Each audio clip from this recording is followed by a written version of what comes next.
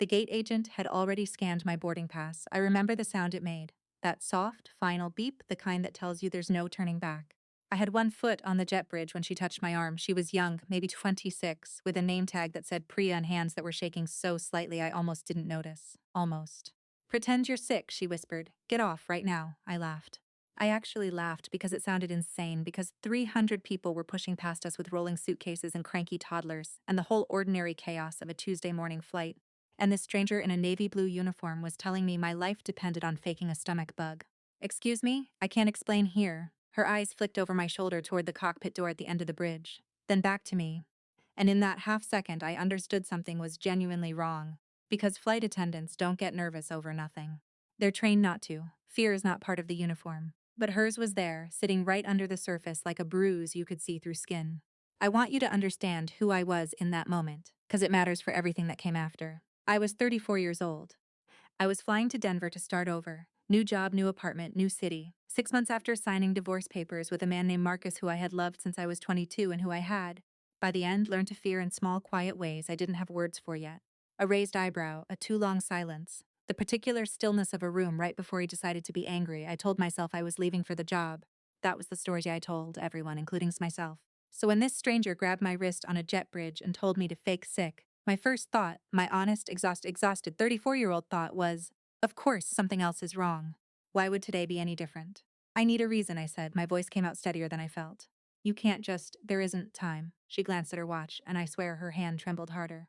"In 90 seconds, the purser is going to walk down this aisle and start closing the overhead bins. And once that door shuts, I can't help you. I need you to trust me for 1 minute of your life. Just one." I don't know what made me do it. Maybe it was the way her voice cracked on the word help. Maybe it was some animal part of my brain that had spent 6 years married to Marcus, learning to read danger in micro-expressions, in the tiny tells people give off right before something breaks. Whatever it was, I bent over, I put my hand on my stomach. I made a sound low in my throat, and I said, loud enough for the gate agent to hear, "I think I'm going to be sick." It's strange. The things your body remembers even when your mind is still catching up. The itch of the recycled cabin air, the particular blue-gray of the airport carpet under fluorescent light, the smell of coffee and jet fuel drifting up through the bridge. I remember all of it with a clarity that still wakes me up some nights, because those 90 seconds were the last 90 seconds of the life I thought I was going to have. They deplaned me. There was a wheelchair, an apology, a refund voucher shoved into my hand by an airline supervisor who would not meet my eyes. And Priya, I didn't even know her last name yet, walked me all the way to a quiet corner near a shuttered coffee kiosk, sat me down, and looked at me with an expression I can only describe as someone deciding whether telling the truth was going to get her fired, or worse. "Some called the airline this morning," she said. "Anonymous tip. Said there was a woman on this flight, your seat number, your name, who was, and I'm quoting the report, a danger to herself and others. Security flagged you for a psych hold. They were going to pull you off in handcuffs in front of everyone, right there at cruising altitude, over the Rockies, in front of your whole row." She swallowed.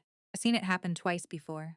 It doesn't matter if it's true. Once that report exists, you don't fly again for months while they investigate. Sometimes longer. I didn't think you deserved that. So I got to you first." I sat very still. Somewhere behind my ribs, something that had been sleeping for 6 years opened one eye. "Who called?" I asked. She hesitated. "I'm not supposed to know that. But I saw the callback number on the supervisor's screen before he closed the window." She said it slowly, like she was handing me something sharp and didn't want me to cut myself on the way she gave it to me. It was my ex-husband's cell phone number, the one I deleted 8 times and somehow still remembered by heart. I want to tell you that I felt shock. I didn't.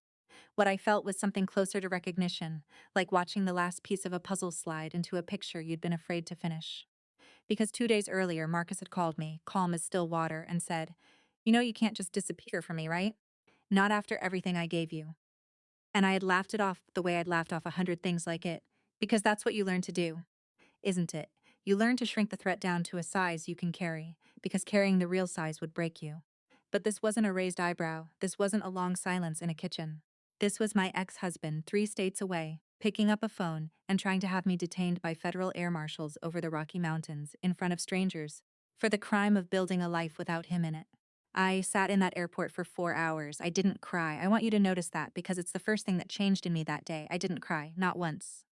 I sat with the voucher in my hand and I thought very clearly, in a voice that didn't sound like mine yet but would soon. He thinks this ends with me humiliated on a plane. He thinks this ends with me small. He has no idea what he just started. Priya found me again before her next shift. She crouched down next to my chair and she said something I've never forgotten, something I think about every single day since. I did my part. Whatever happens next, that's yours. Then she stood up, smoothed her uniform, and walked back into the terminal like she hadn't just handed a stranger the first thread of a rope that was going to unravel a man's entire life.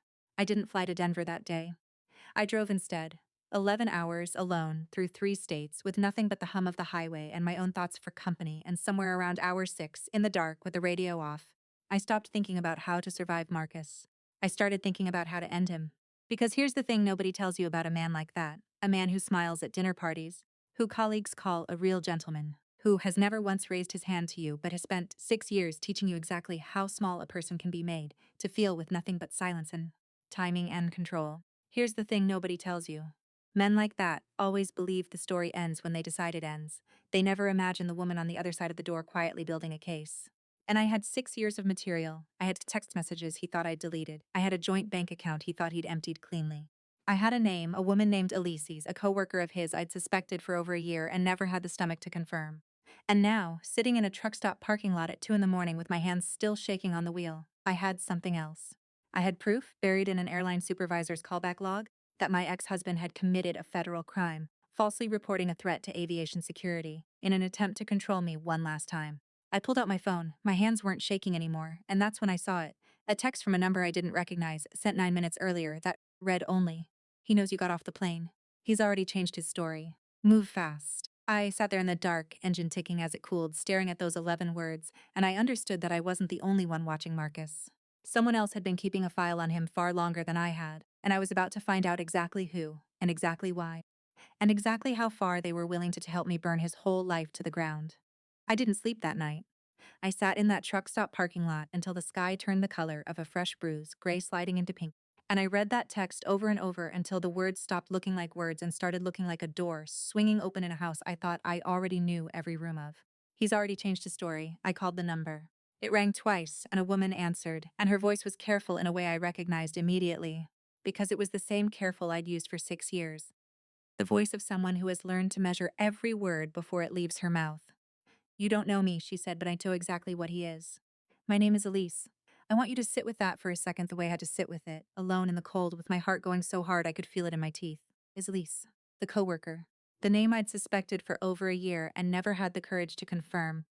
Because some part of me knew that confirming it would mean admitting how much of my marriage had been a performance staged for an audience of one, him, watching himself be charming, while I stood just off to the side, holding up the scenery. But she wasn't calling as the other woman. She was calling as a witness. "He didn't leave me for you," she said. "He never left you for anyone. I found that out the hard way, about 4 months in. He does this thing. He tells you you're the only one who really sees him, and then he starts icing his silences so you spend your energy trying to fix whatever you think you broke." I didn't understand what was happening to me until I talked to someone who used to work with him. Someone who told me I wasn't the first. "You're not the second. You might not even be the fourth." The road hummed under me the rest of that drive. I didn't go to Denver. I turned the truck around and I went home, not to the apartment I'd already given notice on, but to the small rented house of a woman named Carla, a divorce attorney Elise had put me in touch with by sunrise, a woman who, it turned out, had already built half a file on Marcus from 2 other women who'd come through her office in the last 3 years. 2 other marriages. 2 other quiet, well-dressed men's magazine versions of hell. Carla laid it all out on her kitchen table like a hand of cards nobody had wanted to play. The falsified aviation report was federal. That alone was enough to end him professionally, because Marcus worked in finance and finance firms do not keep employees who show up in FBI incident logs. But it was the pattern that mattered more. 3 women, 3 near-identical stories, isolation dressed up as devotion, money quietly rerouted. And underneath all of it, a man who had never once been held accountable for any of it, because every single one of us had been too ashamed, too exhausted, or too afraid to say it out loud where it could be heard by someone with the power to do something. I stopped being afraid somewhere around hour 3 of reading that file. I want to be honest with you about what happened next because I think the honest version matters more than the satisfying version. I didn't hire a hitman. I didn't slash his tires in the middle of the night. What I did was slower and colder, and I'll admit it, far more satisfying because it used his own weapons against him. Marcus's whole life ran on reputation, client trust, the right dinner parties, the image of a composed, successful, grounded man who had simply had some bad luck with marriage. So Carla and I, together with Elise and the 2 other women, whose names I will keep out of this story because they've earned their privacy, built a single, quiet, devastating file. Bank records. Text threads. The airline's own internal incident log subpoenaed the moment Carla filed on my behalf, which showed, in his own account's metadata, exactly who'd placed that anonymous call and exactly when. Not just an accusation, proof. It went to his firm's compliance office on a Tuesday morning. It went to the FAA the same week. And 3 days after that, it landed on the desk of a local reporter who'd been quietly investigating pattern of abuse cases in finance for over a year and had been looking, as it turned out, for exactly one more corroborated source to run the story. I was that source. I remember the morning the story broke. I was sitting in a coffee shop 2 states away from the life I used to have, and I watched on a stranger's phone 2 tables over, the headline scroll past on a news app. A well-respected firm quietly placing an executive on leave after a federal investigation into a false security threat report, alongside a pattern of complaints from former partners. No names yet, the reporter was careful, methodical, protecting all of us until we were ready. But I knew. I knew exactly whose composed, gentle dinner party face was about to be peeled back in front of everyone who had ever called him a gentleman. He called me that night, first time in weeks. I let it ring 4 times before I answered because I wanted to know what it felt like to make him wait. "You have no idea what you've done," he said. His voice wasn't calm anymore. That was the first thing I noticed. 6 years of marriage, and I had never once heard him sound like that. Not angry, afraid. "I know exactly what I've done," I said. I got off a plane.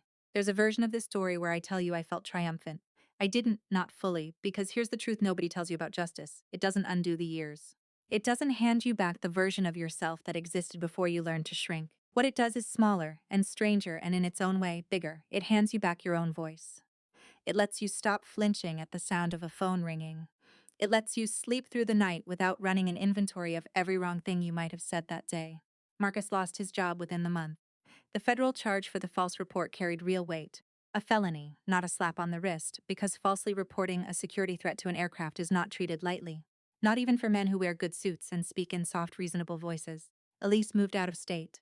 The other 2 women, for the first time in years, started speaking to each other instead of carrying their stories alone. And I finally understood something I wish someone had told me on that jet bridge, in those first 90 seconds when Priya grabbed my wrist and asked me to trust her. I found her again, eventually. Priya. I flew out of that same airport 8 months later, on a different airline, a different gate, and I asked at the desk if she still worked there. She did. I waited by the arrivals board until her shift ended, and when she saw me, she didn't look surprised. She looked like she'd been waiting for this exact moment, the way you wait for a letter you already know is coming. "I almost didn't say anything to you," she told me.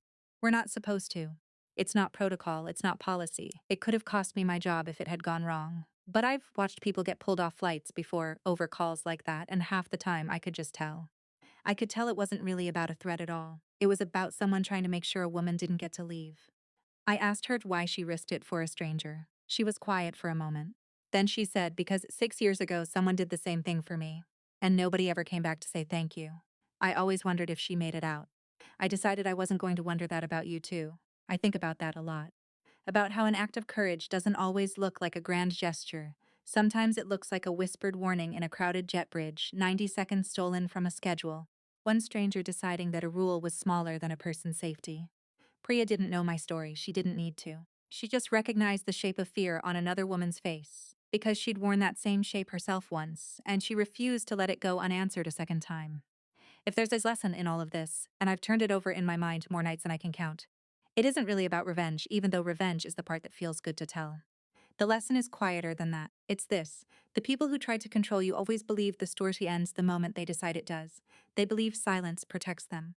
They believe your shame is a wall they get to hide behind forever. But shame only works as a weapon as long as you're the only one holding it.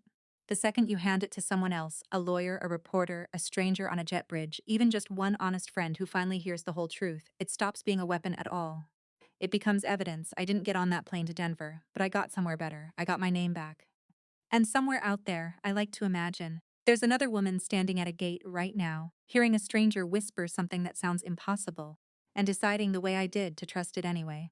Because sometimes the bravest thing you'll ever do isn't fighting back.